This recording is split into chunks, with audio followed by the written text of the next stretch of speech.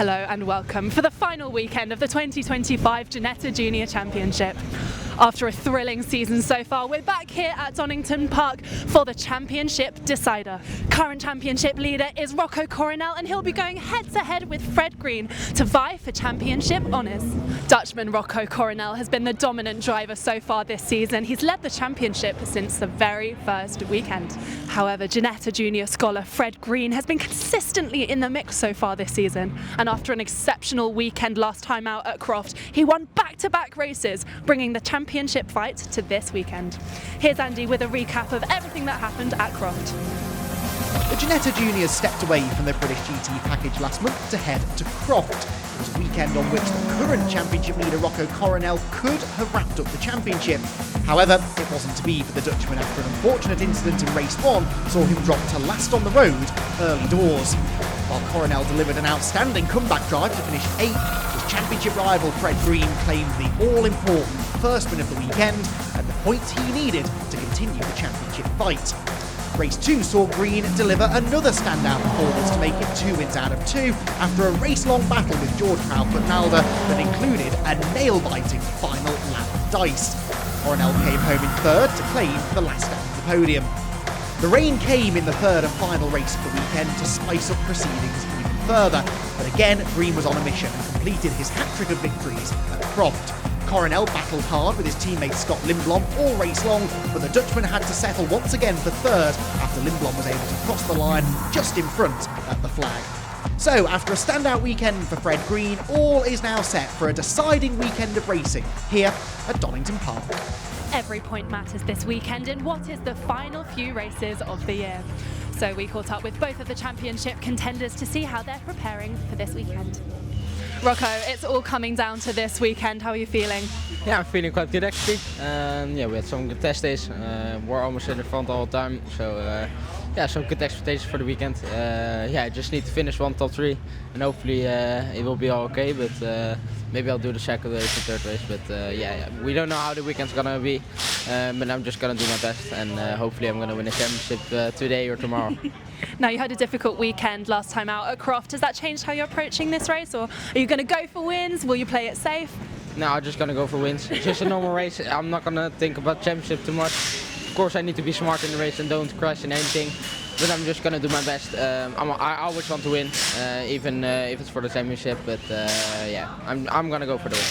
And we've been here before at the start of this season. As the only track that you've raced at in this Ginetta car, how are you approaching it? Just looking at a lot of videos, because of course now it's raining. We didn't have the rain in the first round. We did some testing in the rain, so that's good. Yesterday we had some rain as well at the end. But for the rest, I was fast, so yeah, a lot to learn, a lot to look at. Yeah, I'll see how it goes. Well, Fred, it all comes down to this weekend. How are you feeling? Yeah, I'm feeling good. You know, I've not got anything to lose, so yeah, I'm looking forward to going racing. It's going to be emotional doing my last race, but yeah, really looking forward to it as always. And you set the tone with an exceptional weekend at Croft, back-to-back victories. Has that inspired some confidence? You need to outscore Rocco by 54 points. Yeah, for sure, I'm feeling confident. You know, you never know what can happen. I'm just going to try and do my bit and then see what happens with him. But yeah, we're feeling really good, and I'm happy to take it to the last round. And we were here at Donington at the start of this season. It's the only track that we've been at in these cars before. Does that inspire some confidence? Yeah, a little bit. I think it'll encourage closer racing because everyone's a bit more experienced around here. But yeah, we pulled it here earlier on in the year, so hopefully you can replicate that. Coming up now is what could be considered the biggest race of the season for Rocco Coronel and Fred Green. If Coronel finishes on the podium, he's guaranteed to win the championship. However, if he fails to do so and Fred Green scores a victory, that would mean that the championship battle would continue over to race 2. Everyone's nervous. We're all waiting for race 1.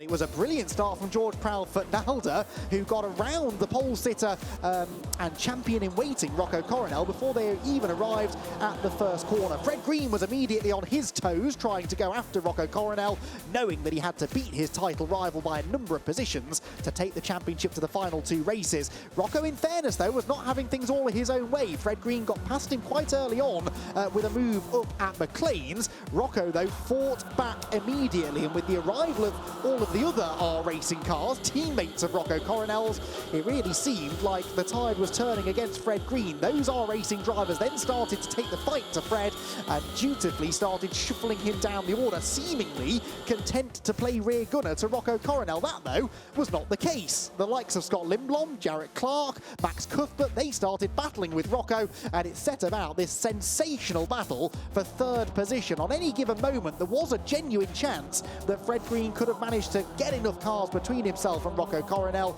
and take the fight to tomorrow, but Rocco, every time he got knocked down, was able to fight his way back to the front of that group.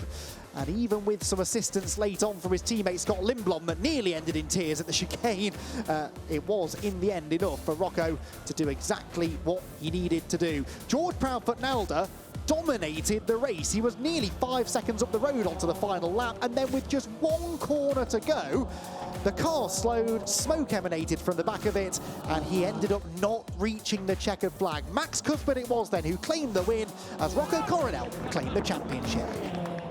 Rocco, I'm sure not the result you were looking for today, but congratulations on a championship win. You must be thrilled. Yeah, I'm quite excited. Yeah, it's quite good, but yeah, not the race I should be ending. Yeah, it's how it is. Yeah, just had some trouble with myself as well, and yeah, a bit of things with understeer, steer with the car. Yeah, but they were fighting good. It was quite difficult as well. But yeah, eventually they went on the inside. Chicane, I just lost it. Just couldn't control. It pushed me. I couldn't have done. I almost hit the tire stack, so that was almost been done the race. So that was quite scary, but for the rest it was okay. Just scored some points, so that's good. And we've still got 2 more races this weekend for you to cement your championship win. Do you think you'll be able to get on the top step of the podium? I hope so, and I'll see. But yeah, of course I want to. Congratulations, Rocco. Thank you. Scott, congratulations on P3. It's so nice to see you up on the podium again. It seems that your general average is really getting up there now. Yeah, I mean, with experience and with just general driving, I mean, it's coming together now, and it's great racing out there and it's super fun. It looked so stressful just to watch, let alone in the seat. With cars in your rearview mirror, cars to your left, right and in front of you, what do you focus on? Everything, really.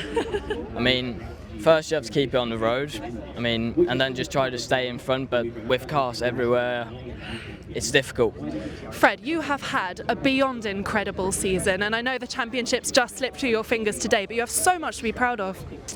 Yeah, it's been a good season, especially we've had a good end to it. Shame to not come out and champion, but yeah, can't complain too much. You definitely can't, because we really saw what you were made of today with some of those excellent battles. That really didn't look easy. No, it definitely wasn't, especially with 4 or 5 of them battling me at the same time. You know, I can't really have anyone to trust out there, so that made it difficult. But yeah, it wasn't a bad result in the end. I'm gutted for George that his engine blew at the end, because you know, I think he's due a win. But yeah, all good. Max, a maiden victory. Congratulations, just as it starts to rain. Yeah, luckily we didn't get this in the race, otherwise it would have been a different story. Now talk us through those battles. We saw cars 3 abreast at various points. How focused did you have to be? Yeah, I saw them in the mirror being 3 wide into the chicane and saw one of them cut it, but it looked fun. It was fun to watch. Now, your car hasn't quite got out unscathed. Was it quite difficult to maintain a clean race? Yeah, you have to get very close to the tyre stack in the chicane to be fast through there, and then I clipped it a little bit.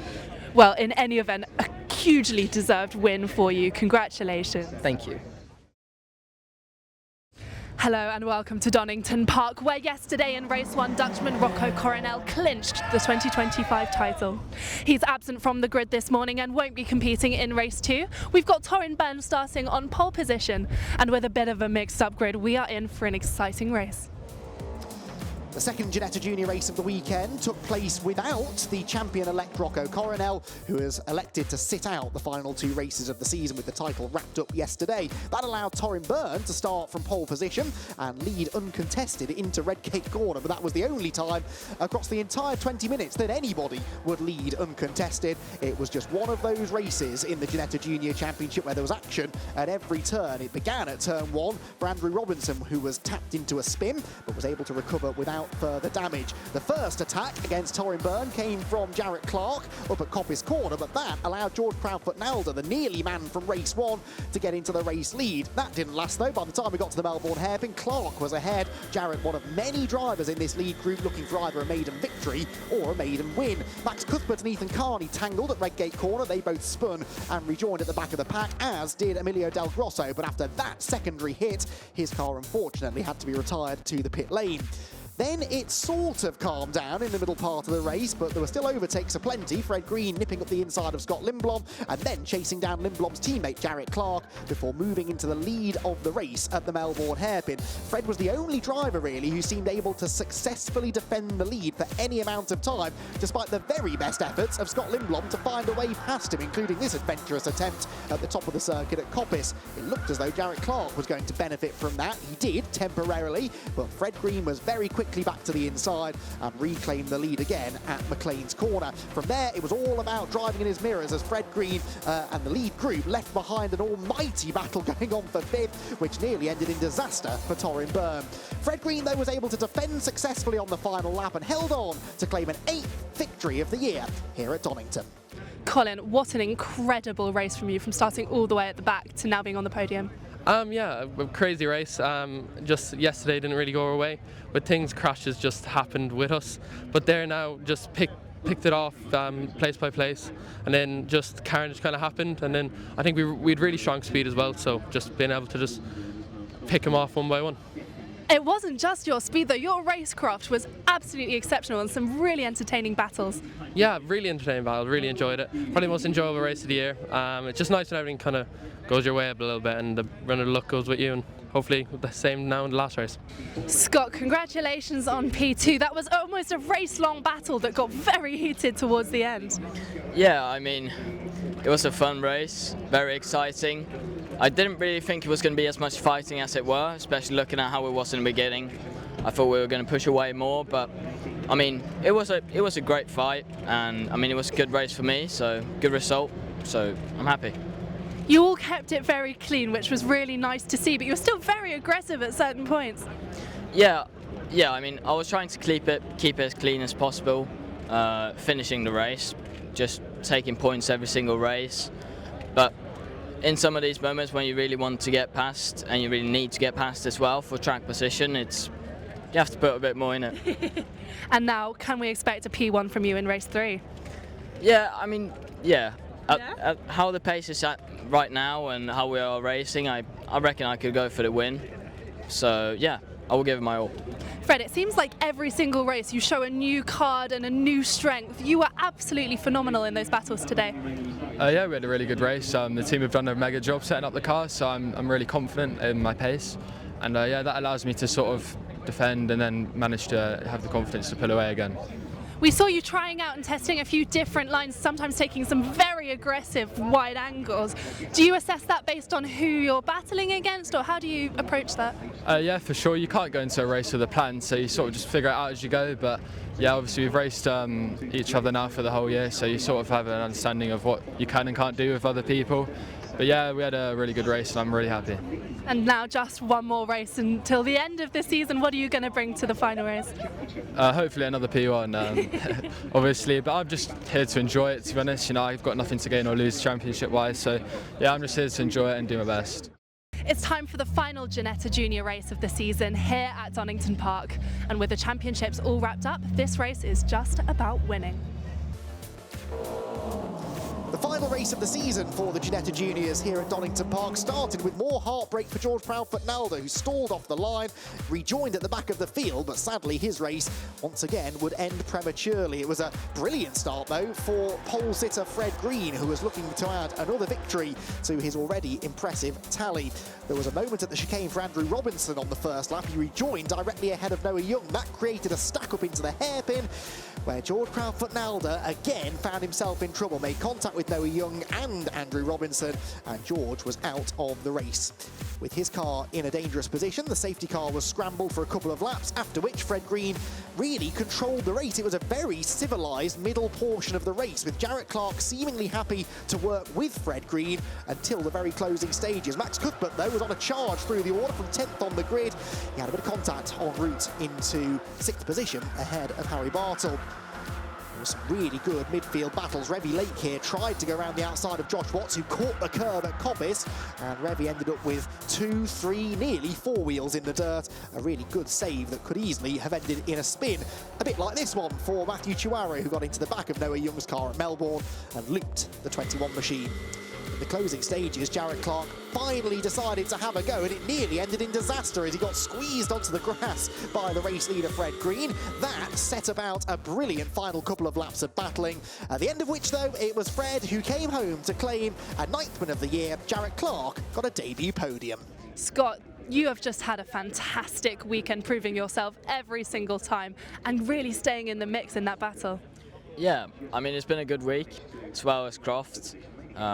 It's like we've turned up now, but I mean, especially this last two weekends, we've put everything together, and we've always been in the top and gathering good points.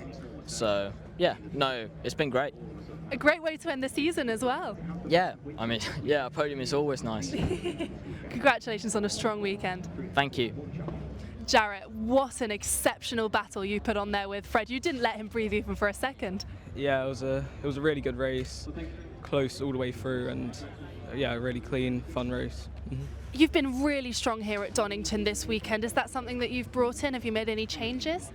No, I think I've just been building confidence as the year's gone on. My results have gotten better, so it's really good to end on a positive.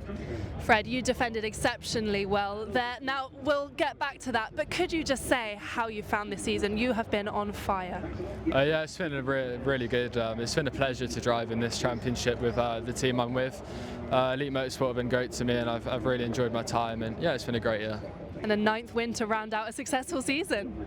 Yeah, for sure. We didn't have many wins in the first half, and then they sort of came thick and fast at the end. And yeah, 9 wins is a great achievement, and I'm really happy with what we've done. Now, Jarrett didn't give you any room to breathe there at all. How did you stay so focused? Yeah, I think he's done a really good job this weekend. It's nice to see a new face at the front. But yeah, you know, I've had a few races now leading, so I've sort of quite chilled out, and I was just trying to enjoy my last race and take it all in. Great job, Fred. It's been a pleasure. Thank you. Well, what a weekend we have had. Whilst the championship was wrapped up in race 1, the rest of the racing this weekend has just been phenomenal. We've seen victories from Max Cuthbert and Fred Green to round out our last weekend of the year. Congratulations to 2025 Ginetta Junior champion Rocco Coronel, and to all of our race winners and class victors from across the season. All that remains to say is how much we are looking forward to doing everything all again in 2026. It has been a pleasure. Thank you for watching.